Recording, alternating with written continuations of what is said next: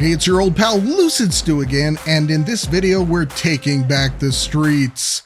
We're kicking car culture to the curb and requisitioning the streets for high-speed rail as we please. Our target, Interstate 5 and BC 99 in the Pacific Northwest. We're coming for your freeways, Cascadia. Eugene, Oregon, metro population 380,000, home of the Ducks, let's go.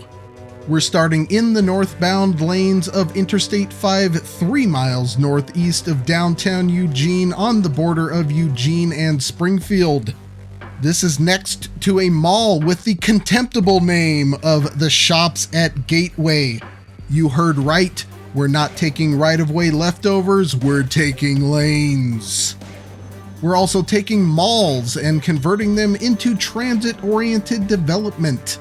I'm not worrying about on-ramps, off-ramps, transition ramps, anchor stores, or food courts. The car-dependent people can worry about those things. We're laying claim to what we need to take back the streets and sane commerce. As we leave our Eugene station, Interstate 5 here is wide and straight, able to support 4 tracks and 150 mile/hour travel. 10 miles north of Eugene, Interstate 5 is dead straight for 30 miles. At this point, our tilting train will be traveling at its top speed of 186 miles per hour. Why a tilting train? Because there aren't many straights like this between here and Vancouver, British Columbia, 400 miles away. 30 miles later, we will slow, pulling into our first stop, Albany, Oregon. This is a metro of only 130,000. A project connecting the main cities of the Willamette Valley could open up residential and employment opportunities.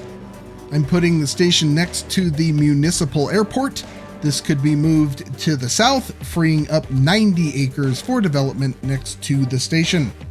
For these 39 miles from Eugene to Albany, I have a travel time of 18 minutes at an average of 130 miles per hour. Freeway geometry north of Albany isn't quite as good, but still adequate. The problem is that my next stop in Salem is only 19 miles away, which is just enough distance to reach top speed before having to slow for the stop. Salem is the Oregon state capital with a metro population of 430,000. I have the station south of Salem's municipal airport where the interstate crosses Union Pacific right-of-way. This would allow a potential transit connection to Salem's Civic Center and downtown. Travel time between Albany and Salem would be 12 minutes at a 92 mile/hour average. Why put the stations so close together? I received feedback on my Pacific Northwest corridor video that there were too few stops, and I wanted to show what happens to overall speed when there are a lot. But that's all for Salem. Time to hit the road again, heading north toward Portland. North of the Salem metro area, the freeway straightens out again, affording about 15 miles of top speed travel, 186 miles per hour. On the far southern edge of the Portland Metro, the train will cross the Willamette River for the first time at Wilsonville and then head toward the hills. The Portland Metro is home to 3.3 million people, making it our first big stop.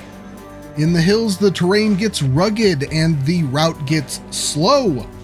60 miles per hour or slower as the freeway degrades to some of the tightest curves I've seen on an interstate. Interstate 5 circumvents downtown Portland, crossing the Willamette River on the double-decker Marquam Bridge. In all likeliness, bridges like this would need to be replaced to carry rail traffic, highlighting one of the many hazards to taking back the streets. After crossing the river, the freeway continues through East Portland on the east bank of the river. That brings us to our next stop at the Rose Quarter Transit Center. This area is suggested as a high-speed rail station site in a few different studies, so we may as well oblige. Though this is across the river from downtown Portland, the Rose Quarter Transit Center is one of the city's most important. Let's check travel times. From Salem to Portland, it is 50 miles. Our freeway train traverses that in 33 minutes for an average of 91 miles per hour. Eugene to Portland clocks in at 1 hour 7 minutes for an average of 96 miles per hour with the stop. Underwhelming compared to when we requisitioned Interstate 35 in Texas, but much faster than existing Amtrak Cascade service. And so we shall continue north to our ultimate destination of Vancouver, British Columbia. But first, we must cross over the Columbia River from Oregon into Washington State. Portland, Oregon to Olympia, Washington is 112 miles, mostly in the 90 to 125 mile per hour range with a dearth of stops.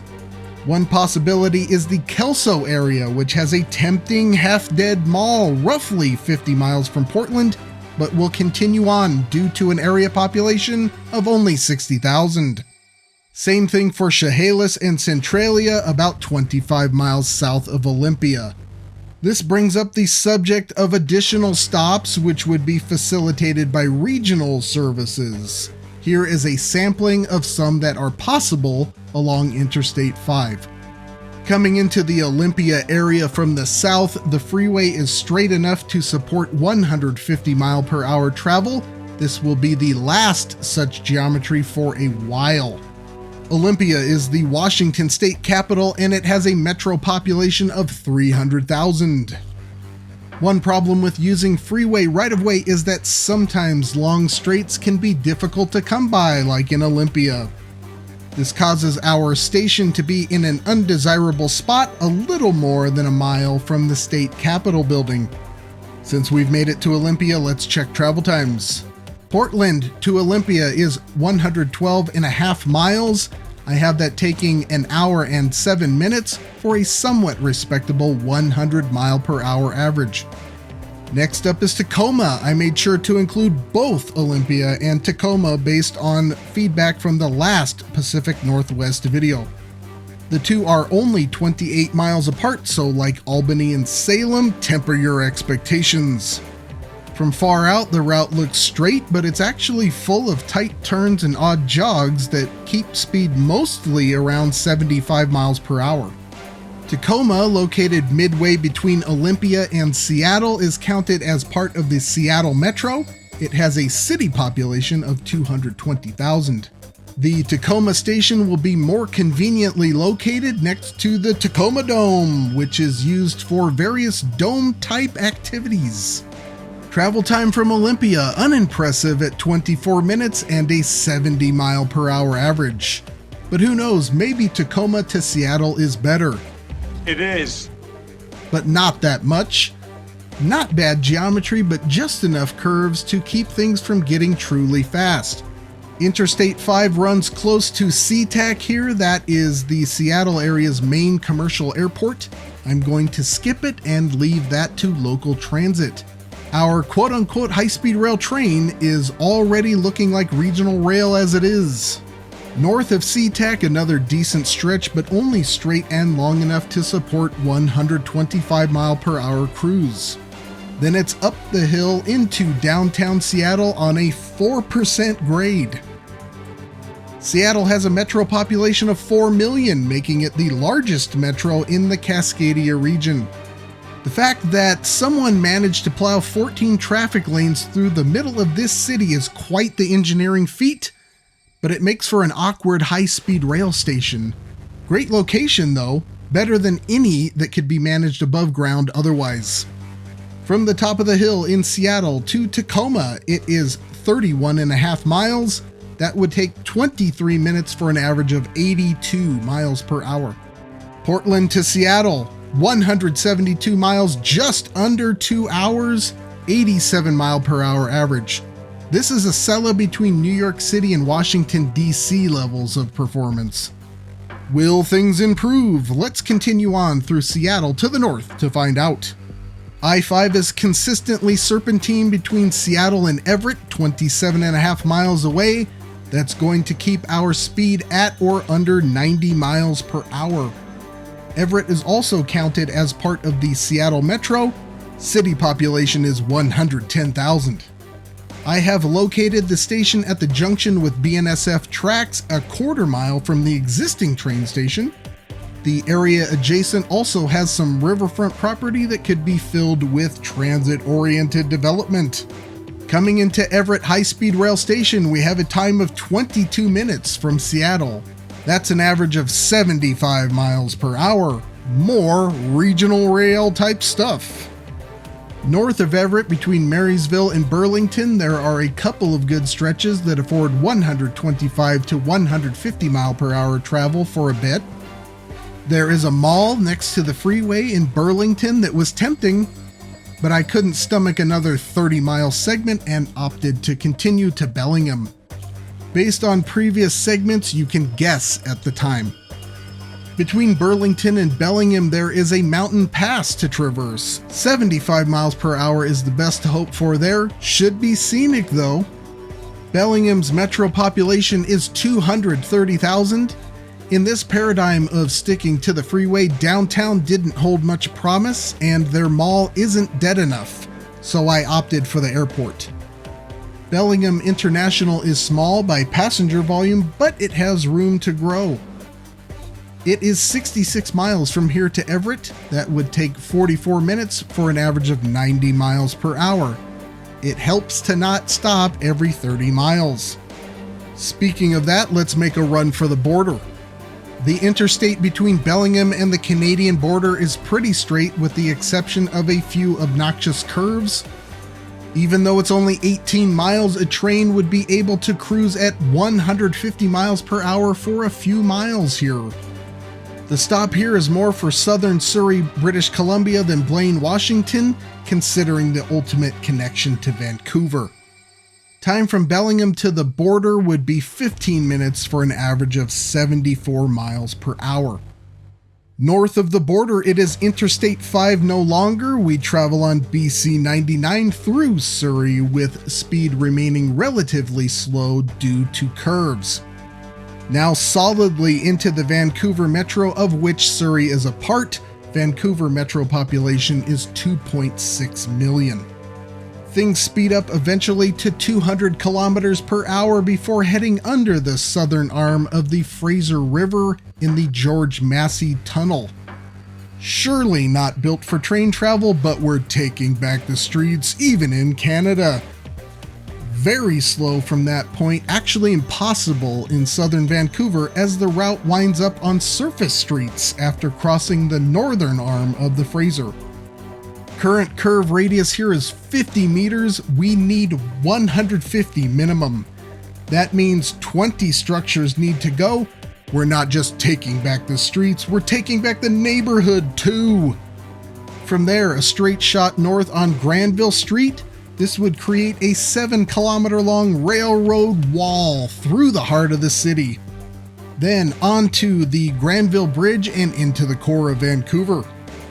We have requisitioned half the bridge, but I have the tracks after that elevated over Seymour Street. If you wanted to get brutal, put the tracks on the ground and block through traffic in the city for another 1,500 meters. The station itself would occupy 400 of that, and we would end our journey by hooking up with Waterfront Station over Cordova Street. We've made it from Eugene, Oregon to Vancouver, British Columbia with a train running exclusively on Interstate 5 and BC 99 lanes. Let's check travel times. The US border to Vancouver, 47 kilometers in 37 minutes, a paltry 85 kilometers per hour. Vancouver to Seattle, 227 kilometers in 2 hours, a pitiable 114 kilometer per hour average. End to end, Vancouver to Eugene, 680 kilometers in over 5 hours, an average of 132 kilometers per hour, Acela in the Pacific Northwest. The concept didn't sound so bad in Texas, but it doesn't work everywhere. Are you so train crazy that you do this anyway? Is there a place where you think it might actually be a good idea? Let me know in the comments. I hope you enjoyed this look at the radical idea of replacing lanes with trains. There are plenty more videos to come. I'm starting to line up my holiday season blitz, so keep your eyes open the next 10 weeks. Just a reminder, Superthanks are available. To the end of 2024, those funds will go directly toward hardware that will amp up render quality in 2025 and beyond. Check out the button below the video. But that's all for now. Until next time, I'll see you on that big beautiful freeway.